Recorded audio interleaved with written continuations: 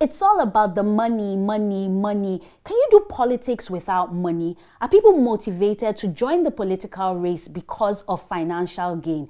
Questions that you may have answers to. Our guest today will be answering these questions and sharing his political journey with us. My name is Isabella Akinseye, and Politico Politica starts now.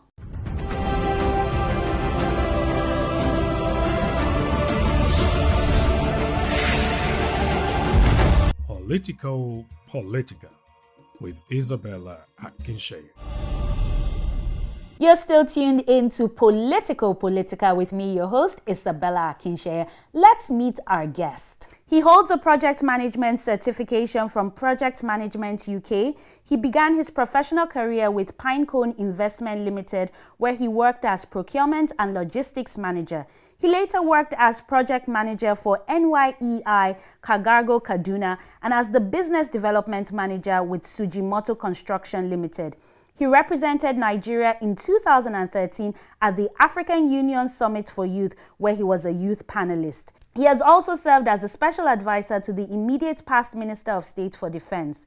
He is committed to helping the less privileged in the community by sponsoring and empowering youth in Lagos State and other parts of Nigeria. He has worked and supported several NGOs like Nehemiah Youth Empowerment Initiative, Earth Haven Youth Empowerment, and Sea Hope Nigeria, to name a few. He is running for Lagos State House of Assembly representing Ifako Ijaye Constituency 02.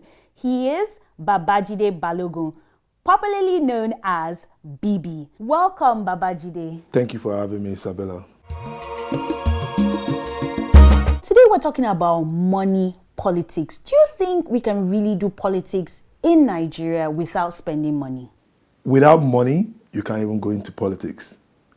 So I don't think it's possible because you still need to spend a little bit of money to achieve whatever you need to do in politics. So what message will you have for people who are saying, I want to get involved in politics, but I don't have the money? So is all hope lost? I don't think so. You can get into politics without money, but still, when I say, you running an election, you need money. But being a politician actually is not about the money. You can get involved by doing your own quota, maybe getting people in your constituency, talk to them, just making them come out to register for a party to vote.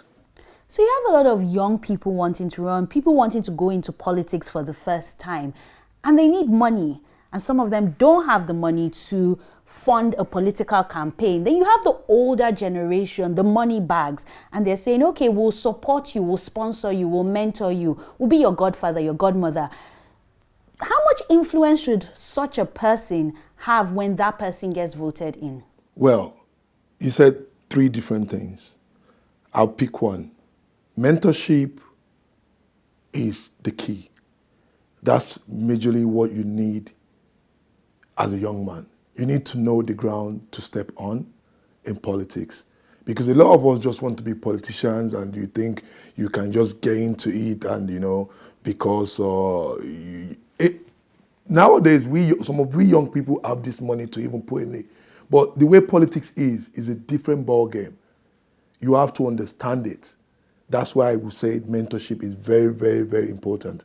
You need to get somebody who will mentor you or somebody who you've seen that this person makes sense in whatever they've been doing and you want to follow their footstep. So I think to me, mentorship is even more than the money.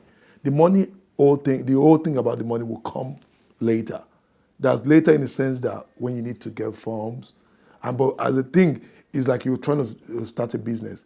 In your own pocket, you have to have something to offer before you need people to see that in you, to support you. Yeah, Yoruba man, ento domicile, they poured water on the ground for you to make it cool for you to walk on.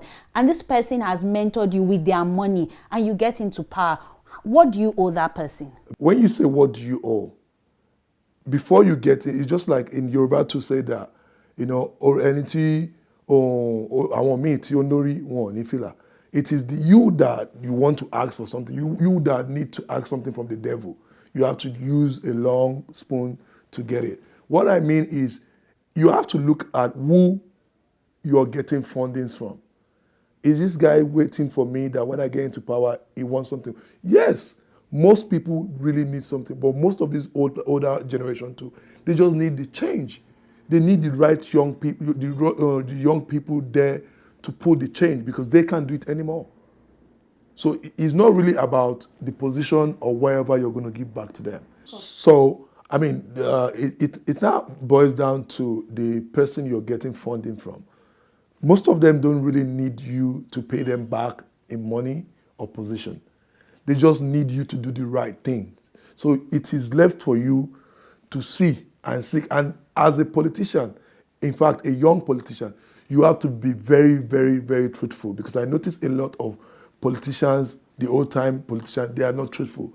They promise what they cannot deliver. I like how we've talked about the individuals, but when it comes to running a campaign, who do you think should spend more, the politician or the political party? First and foremost, the politician spends to get a ticket because you have to spend, I mean, when I say spending, you have to do ward tour, go to your ward, go to your constituency, do meetings and all that, buy the nomination form so that you can be nominated, I mean, to run an election. After getting this whole thing and being already a candidate, I think the political party should help sponsor you, I mean, to push you further to win an election. You're not running the election now as a person now, you're running it for the party. So the party needs to sponsor you as a person. So it's the political party that needs to spend more money now to project you to win. Because when you win, they eventually win the election, you're winning it, they will say, okay, Mr. Babajide Balogun won the election under PDP. PDP, in quote, is still the party. So they have to be the one to sponsor the candidate after you, as a candidate, trying to get the tickets and everything. So you've spent money, you've invested, you've bought forms, you've done the ward rounds. So now it's your right for that party to invest back in you. I agree with you. But when you say right, it's actually my plea, like begging for the support of the party. Because the thing is, we spent money and we're still going to spend money.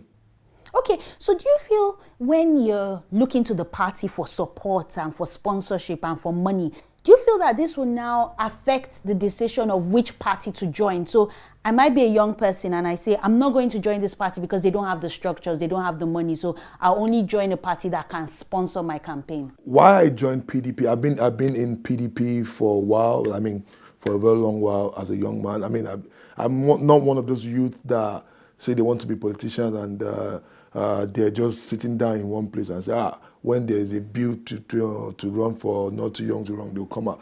I've been pushing this whole thing from a bit, for a while now. I mean, I've worked with politicians, I've been special advisors in a while. I mean, so I've been pushing this so I know where I wanted to be. So when it was time, so it was as if this whole thing was for me to come out at the right time.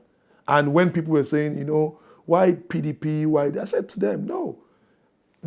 I know about this structure. The structure is there. I don't think, I'm not going to say youth shouldn't go into politics in a party that haven't got structures, but it is better for you to have a party who's got structures because it helps you beat so many things. Okay. Thank you very much for your contributions on our topic of the day, which is money politics. So now over to you, our viewers. We want to hear from you. Do you think politics can be done in Nigeria without money? Do you agree with our guests' opinions? Please make your view count by going online. Tweet at PP with Isabella, and you can also use the hashtag Politico Politica when commenting on our social media platforms. Politico Politica is the handle on Facebook and Instagram. The show will return in a bit. Please stay with us. You're still tuned in to Politico Politica with me, your host, Isabella Akinseye. Before the break, we discussed money politics. I have with me our guest today. He is running for Lagos State House of Assembly representing Ifako Ijaye constituency 02, Mr. Babajide Balogun. So Babajide, now it's time for us to get into why you joined politics. I know you alluded to it in our first segment, but our Politics and More segment is to give our viewers an insight into your journey into politics. So have you always wanted to be a politician? Yes, I've always wanted to be a politician. I mean, it all started when I was in secondary school. Back then I was a science student. Then, I was in my secondary school, I was the first and I think the only science student who happens to be the social prefect in my school. Science is supposed to be focused on but a bit of social with it. So I was the president of the social club. I've always wanted to be a politician.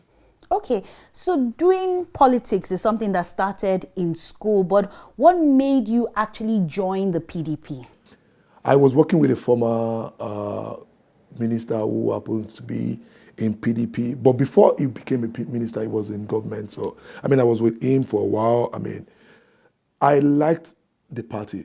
PDP was ruling the country, and I won't lie to you, it was a good thing. There's no way to join the political party than to be in the way. So it was a party that I think has got structure, and I said, what can I do to be part? I had to just be part of it. So I think it's a very, very wonderful decision I took. You're quite young. Do you feel that at any point age has been a barrier for you in joining politics? When you say age has been, I don't really think so. I don't think so. Because any which way, like they always say, put your own contribution. Even if all do not listen to you, one person will listen to you. So in your own way, maybe back then when we go for constituency meetings and when they want to ask questions and you say, I have an idea. They will look at you that, who is this young man? But the thing is, they will say, let us listen to him. It might even be your own answer that will bring the solution to everything because they are thinking in the same direction, but you are thinking in a different direction. So I think PDP is a party that really listens to the young people.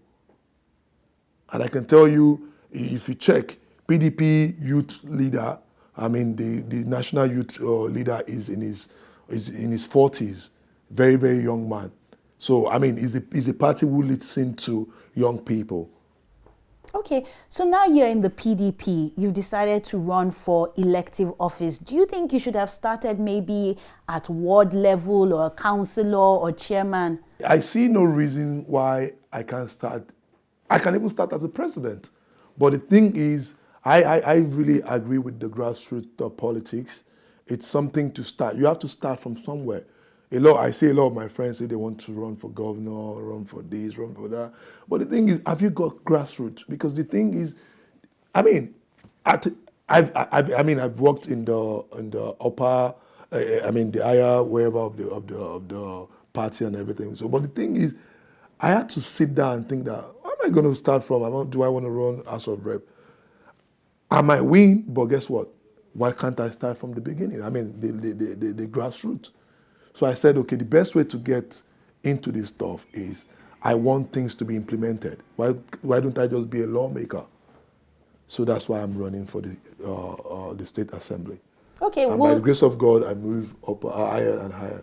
Okay, so it's a long-term thing for you. Yes, do you have any political godfathers or mentors or people guiding you on your political journey? Well, I wouldn't say I have a godfather, but I have God the Father. Basically, when I say God the Father, is my own political journey. In as much that I read books, and I meet people which I really would love. I love the way they are doing things. People like who? Locally, people that inspire you, that you'd say, oh, I'd like to be like this politician when I'm older. I'm very, very direct. I do not pretend. I just tell you the way it is. I would say people who, I think I like Nelson Mandela. Everybody say him. He's not really the person who he got into after the whole fight, apartheid between the black and the white in South Africa. He did his own quota. He contributed in his own way, and he left power for others to take. He didn't want to die there. Yeah. And I like there's a man in, I think, Zimbabwe. Thomas Sankara. He's one of my mentors. I read books about him. I really like him so much. Thank you. I know you've already started alluding to some of the things you want to do in Lagos and why you're running for office. We'll treat a lot of that during our Project Lagos segment. Thank you very much. We'll be taking a quick breather here on Politico Politica, but don't go anywhere because Project Lagos comes up right after this break. You're still tuned in to Politico Politica with me, your host, Isabella Akinseye. Now it's time for our Project Lagos segment. So as the name implies, Project Lagos, how would you rate Lagos now? Are we really the center of excellence? I don't think so. I don't really think so. Lagos has fallen, back. If you drive around, you see dustbin, refugees littered everywhere in Lagos. Lagos, for crying out loud, is a mega state. The money we make, we generate in Lagos is the same thing that some other states, some other countries generate, and they are still not up to Lagos.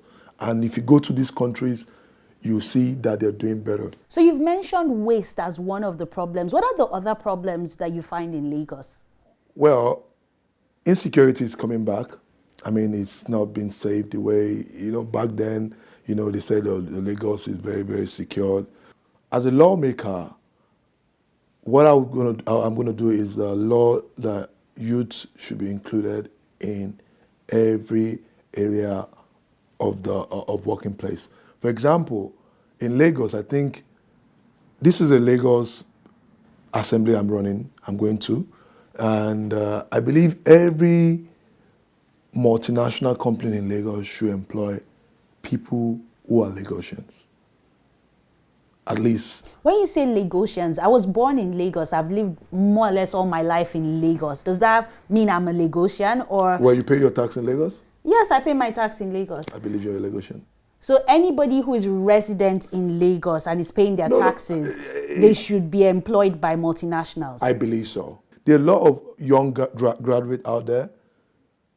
I think the government, the state government or the state government should empower young people to be included in governance. So what are you doing already before going into power to show that you're serious and you're committed to your constituency, Ifako Ejaye 02? Yeah, like I said earlier on, I've been working with NGOs. I do stuff with the NGOs, go to the communities, help pay school fees, take schools from the children that do not go to schools, help them, put them back into schools, go to some schools, get them clothing. Like if you see some students don't have uniforms, they look like they're not going to school, give them school bags, in a way, my own way. And I did some after school project, which I get the teachers to come teach students, instead of them going to hawk, because I noticed most of these parents use their children to sell stuff. So I started an after school project whereby instead of them going out there to work, they can be in school, like after school, like lesson to teach them so that they'll be occupied. So youth empowerment. Youth empowerment and education, basically. What are you promising the people of your constituency? I'm promising them that what is meant to be in my own way, that it's there as a lawmaker will be done. Basically, if it is 100% stuff they need to be done, like everything, every bill by the grace of God, if I put up a bill and it's being passed, they will always enjoy the fulfillment of democracy. For dividends of democracy. Yeah. Thank you, Babajide. Thank you. We'll be switching things up on a lighter note on our quick fire segment. You don't want to miss that. Welcome back to Politico Politica with me, your host, Isabella Akinseye. Now it's time for our quick fire segment. Babajide, are you ready? I am. You are. Number 1, the first female governor will emerge in the next elections. True or false? True. Number 2, the party that will dominate in 2019 is? PDP. 3, young people have what it takes to be leaders because? They have energy, they're smart. 4, the funniest thing I've read about myself online. I think I'm cute. 5. The candidates I'm most afraid of. Godfather. 6. Nigerians will vote with their stomach or their brain. 2019, their brain. 7. If not you, who? Me. Thank you, Babajide. You're very welcome, Isabella. So we'll be concluding the show with our final word segment. But first, let's check out what's happening on the political landscape.